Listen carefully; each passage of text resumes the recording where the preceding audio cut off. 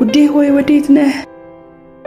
ከልጅነት ገና ነፍስ ስታውቅ ነበር የሚተዋወቁት። አብረው ነው ያደጉት። ፍቅራቸው ቃላት የማይገልጹት ወዳጅም ጠላትም የሚመሰክርለት ነው። ከሱ የሚቀርብ የልብ ወዳጅ ኖሯት አያውቅም።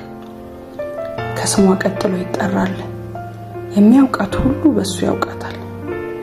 እሱም እውነተኛ አፍቃሪ ነው። የሚያስፈልጋትን ሳትነግረው ይረዳል። ሁሉ ጊዜ ፈገግታዋን ለማየት የትኛውንም ዋጋ ይከፍላል። ደስታ ከፊቷ ማጣት ሞቱ ነው። ተቸግራ ማየት ስለማይፈልግ ለራሱም ሆነ ለቤተሰቡ ያልሰራውን የሚያምር ትልቅ ቤት ለሷና ለቤተሰቧ ሰርቶ ሰጣቸው። የሚያውቋቸው ጉድ አሉ። እንዴት ቢወዳት ነው ባህር አቋርጦ የለፋበትን ለራሱ እንኳን ሳይሰስት ቤቷን የሰራላት አሉ። ቅንጡ ሆኖ የሰራውን ቤቷን አደነቁ። ሁሌ ሙሽራ እስክትመስል በብዙ እንክብካቤና ፍቅር ያኖራታል። ሰዎች ይጠይቁታል፣ ለአንተ ምን ተረፈ? አንተ ይሄ ሁሉ እያደረክላት እሷ ምን አደረገችልህ? ይሉታል። ለኔማ ልቧ ይበቃኛል። እሷ ከልጅነቷ የኔ ነች። እኔን አምና እኔን ብላ የኖረች አንዳች ላሳጣት አልፈልግም። ከነፍሴ ወዳታለሁ ይላቸዋል። አንድ ቀን ትዳርን ፈጽም ለዘላለም የኔ ሁኚ እኔም ያንቺ ልሆን አላት። ቃል ኪዳን አሰሩ። ፍቅራቸው እየተገለጠ ሁሉም የሚያወራው ሆነ። የፍቅር ስጦታዎቹን ያፈስላት ጀመር። ከሚሄድበት ሀገር ሁሉ ያማረውን ያመጣላታል። ሽቶ፣ አልማዝ፣ ወርቅ የሚቀረው የለም። አንድ ቀን እቤቷ በር ላይ ደርሶ ደወለላት። ውዴ ሆይ ነይ ውጪ ናፍቀሽኛል አላት።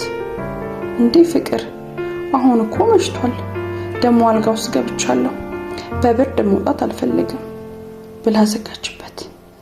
እያዘነ ሄደ። ቆየት ብለው ጓደኞቿ ደወሉላት።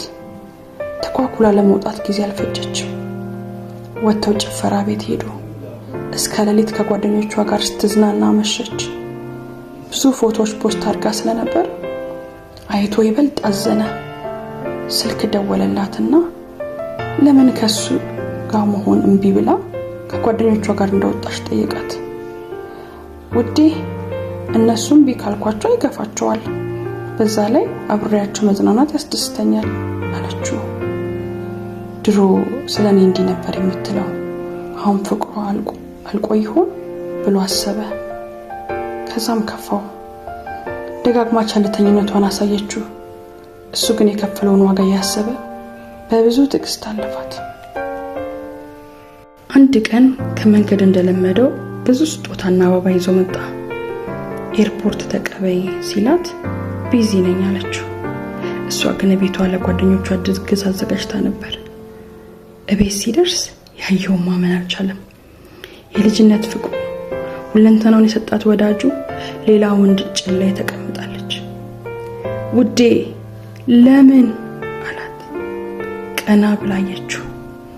ፊቱን አዙሮ ወጣ። ሮጣ ተከተለችው። በመንገድ ላይ በሰፈሩ ሁሉ ፈለገችው። እሱ ግን የለም። ለአይኗ አጣችው። ስልኳን አንስታ ደወለች። ስልኩ ዝግ ነው። ድምጿን ከፍ አድርጋ ውዴ ሆይ ወዴት ነህ ብላ ጮኸች።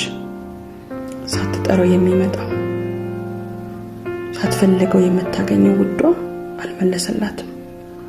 ተንበርክካ አለቀሰች። ምንድነው ያደረኩት? የልጅነት ፍቅሬ ወዴት ነህ? አለቀሰች። ባዶነት ተሰማት። ለካስ የሱ ፍቅር ነበር ምቾቷ። ያለሱ እንዴት ልትቀጥል ነው? ፈጥና ብድግ አለች። ውዴ ያለ አንተ አልችልም ውዴ፣ እፈልግሃለሁ። እስካገኘ ድረስ ፍለጋዬን አላቆምም። ሳገኘ ደግሞ አልተውህም። ስለ በደሌ ይቅር በለኝ። ከእንግዲህ አይኖቼ ካንተ ሌላ ላያዩ ቃል እገባልሃለሁ ብላ በሩጫ ፍለጋዋን ጀመረች።